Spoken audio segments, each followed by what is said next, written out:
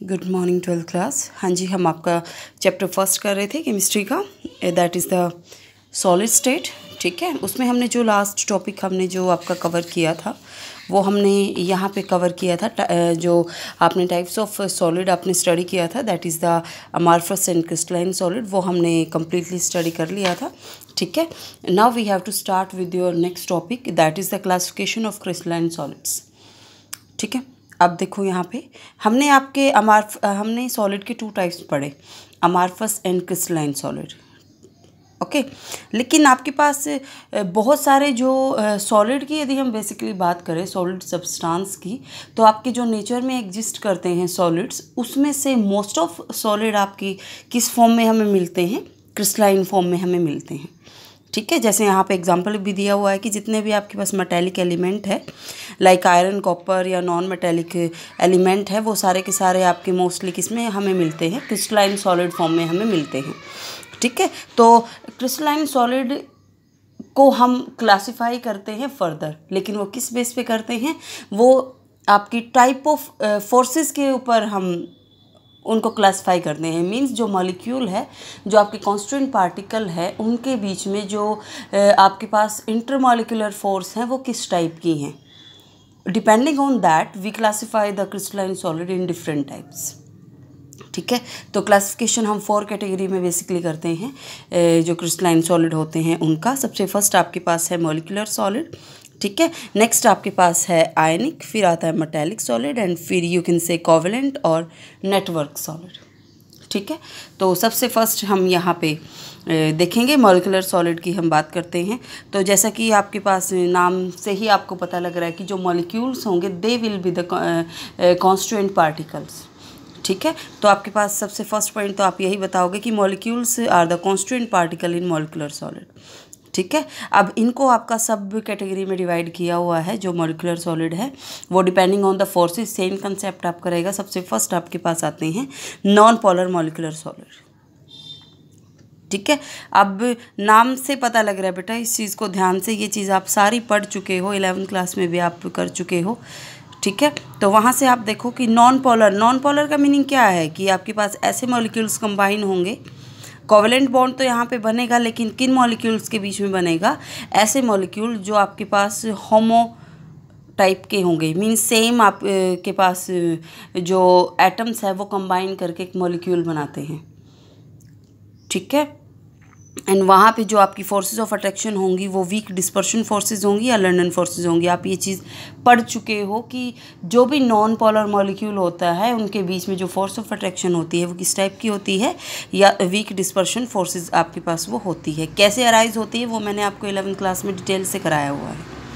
ठीक है, तो यहाँ पर आप देखो दे कंप्राइज ऑफ आइदर एटम्स, जैसे इन्होंने कहा है कि आर्गन, हीलियम या molecule by non polar covalent bonds, that is the H2Cl2। ठीक है, इनके बीच में फोर्स ऑफ अट्रैक्शन मीन्स यहाँ से आपको जो मेन पॉइंट है वो एग्जांपल याद रखने हैं। नॉन पोलर का मीनिंग क्या होता है, यू कैन एक्सप्लेन। ठीक है, टाइप ऑफ फोर्सेस याद आपने रखनी है कि नॉन पोलर के बीच में जो टाइप ऑफ फोर्सेस है वो किस टाइप की होती हैं। ठीक है, अब नॉन पोलर हैं तो उनका जो मेल्टिंग पॉइंट है वो भी क्या होगा? कम होगा, लो मेल्टिंग पॉइंट होगा। क्यों होगा? क्योंकि वो सॉफ्ट होंगे and non conductor of electricity होंगे। ठीक है, और यूजुअली क्या होते हैं? लिक्विड या गैसियस स्टेट में होते हैं रूम टेम्परेचर पे। ओके, उसके बाद आपका नेक्स्ट कंसेप्ट आता है पोलर मॉलिक्यूलर सॉलिड का।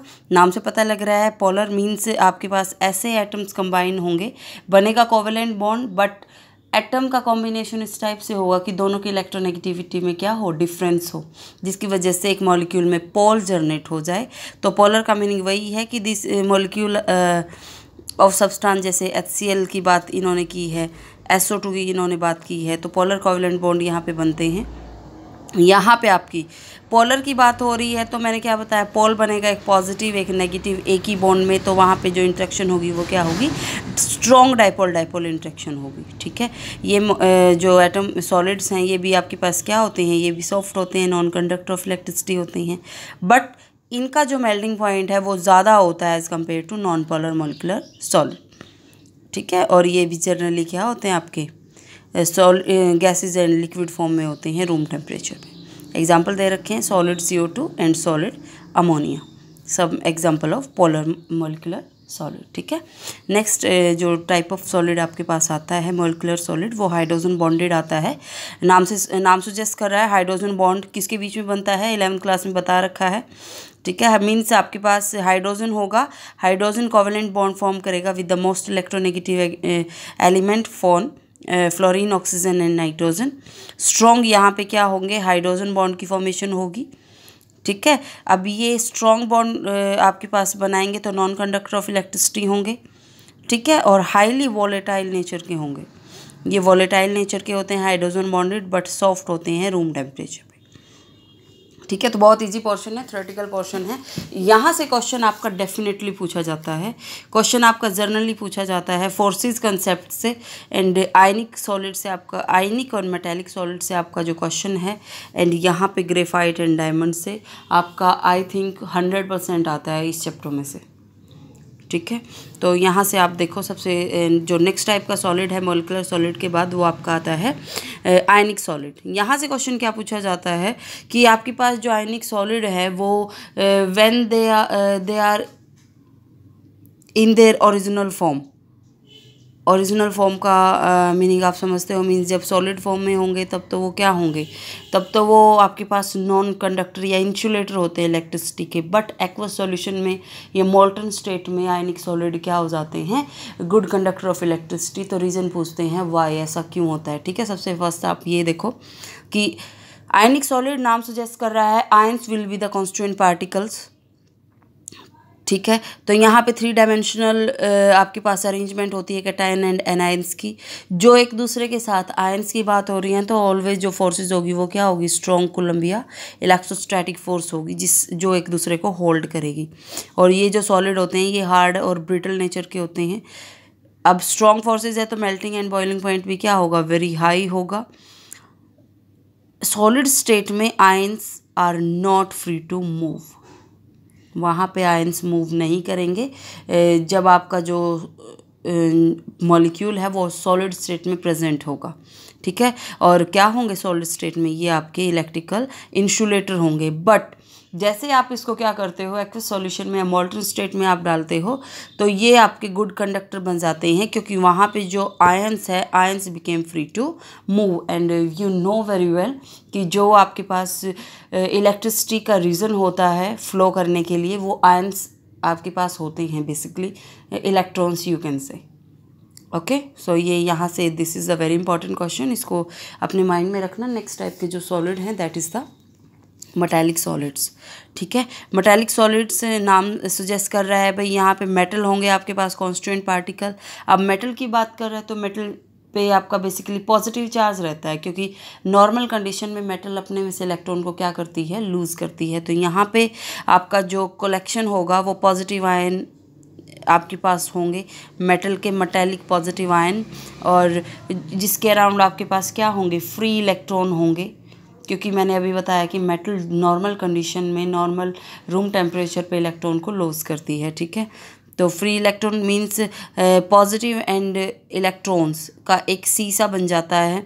इलेक्ट्रॉन आपके जो भी होंगे वो फ्री होंगे, मोबाइल फॉर्म, मोबाइल का मीनिंग क्या होता है, they are free to move. ठीक है, तो वो क्रिस्टल में जो अभी आपके पास ज्योमेट्रिकल अरेंजमेंट होती है मेटालिक सॉलिड्स की, उसमें वो क्या करेंगे, मूव करेंगे। मूव करने की वजह से आपके पास क्या हो जाएगा, जो मेटालिक सॉलिड है they became the good conductor of electricity. ठीक है, तो यही उसका रीज़न बनते हैं high electrical and thermal conductivity का। जब भी आप क्या करते हो, मैग्नेटिक फील्ड अप्लाई करते हो, तो जो इलेक्ट्रॉन है वो आपके मूव करते हैं जो नेटवर्क है आपका पॉजिटिव आयन का, उसके बीच में से। ठीक है, तो ये बेसिक सी बात बोली गई है, कोई इतना ज़्यादा आपके पास टिपिकल पोर्शन ये नहीं बताया हुआ। सिर्फ याद रखना कि मेटल्स होंगी कॉन्स्टिट्यूएंट पार्टिकल्स मेटेलिक सॉलिड्स में, एंड मेटल की नॉर्मल प्रॉपर्टी की वजह से जो क्रिस्टल है उसमें एक सी बन जाता है मेटल के पॉजिटिव आयंस का एंड इलेक्ट्रॉन्स का। हर एक मेटल अपना इलेक्ट्रॉन कंट्रीब्यूट करती है।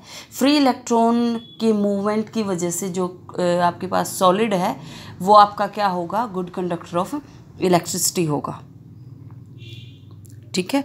तो हाईली आपको पता है मेलेबल एंड डक्टाइल होते हैं, you know the property of metals, ठीक है। तो ये आपके पास मेटेलिक सॉलिड की बात थी। नेक्स्ट आपके पास जो कंसेप्ट आता है that is the very important covalent and network solid you can से। यहाँ पे आपके पास जो क्रिस्टलाइन सॉलिड होते हैं, कोवलेंट एंड नेटवर्क सॉलिड का मीनिंग क्या होता है, नाम से सजेस्ट कर रहा है कि मीन्स नेटवर्क सॉलिड मीन्स एक बहुत बिगर मॉलिक्यूल की यहाँ पे फॉर्मेशन होती है कोवलेंट बॉन्ड के थ्रू। तो यहाँ पे देखो आप, सबसे पहली बात तो जो नॉन मेटल होते हैं वो आपके पास कोवलेंट बॉन्ड की फॉर्मेशन करके एडजेसेंट एटम के साथ आपके पास एक जेंट मॉलिक्यूल, जेंट का मीनिंग क्या होता है, बिगर मॉलिक्यूल की फॉर्मेशन कर देते हैं। And you know very well जो कोवलेंट बॉन्ड होता है वो बहुत स्ट्रॉन्ग भी होता है, डायरेक्शनल नेचर का भी होता है, ठीक है। तो जो आपके पास एटम्स होते हैं वो बहुत स्ट्रॉन्ग फोर्सेस से वो आपके जुड़े होते हैं, ठीक है, जिसकी वजह से आपके पास क्या होता है, जो आपके पास कोवलेंट सॉलिड होते हैं वो आपके हार्ड भी होते हैं, ब्रिटल भी होते हैं। अब कोवलेंट बॉन्ड है बहुत स्ट्रॉन्ग होता है, तो उसकी वजह से आपका जो मेल्टिंग एंड बॉइलिंग पॉइंट है वो भी क्या हो जाएगा, बहुत ज़्यादा हो जाएगा, ठीक है। इंसुलेटर होंगे ड्यू टू हाई फोर्सेस, ठीक है। इंसुलेटर का मीनिंग क्या होता है, which do not conduct electricity, ठीक है। अब यहाँ पे एग्जांपल आपके पास दिया हुआ है कि आपके पास जो कोवलेंट सॉलिड है डायमंड एंड सिलिकॉन कार्बाइड, ये एग्जांपल आपके दिए हुए हैं कोवलेंट सॉलिड के। अब आपके पास यहाँ से आपका जो क्वेश्चन बनता है वो आपका क्वेश्चन क्या बनता है वो एक बार देख लो। देखो कार्बन के 2 आइसोटॉप, डायमंड एंड ग्रेफाइट, ठीक है। यहाँ से आपसे क्वेश्चन पूछते हैं कि वाई ग्रेफाइट इज़ सॉफ्ट, हालांकि आइसोटॉप है कार्बन का ही, तो वो सॉफ्ट क्यों होता है, ठीक है। लेकिन आपका जो डायमंड है वो क्या होता है, वो तो बहुत हार्ड होता है। ग्रेफाइट आपका कंडक्टर होता है इलेक्ट्रिसिटी का, बट डायमंड क्या होता है, इंसुलेटर होता है। तो क्वेश्चन पूछते हैं कि ऐसा क्यों होता है, ठीक है। अब वो चीज़ आप बड़े ध्यान से देखो बेटा, यहाँ पे आप देखते हो कि इन्होंने लिखा भी है ग्रेफाइट इज सॉफ्ट, ये क्यों होगा, ये क्योंकि आपके पास एक्सेप्शनल प्रॉपर्टी होती है स्ट्रक्चर में, ठीक है। अब देखो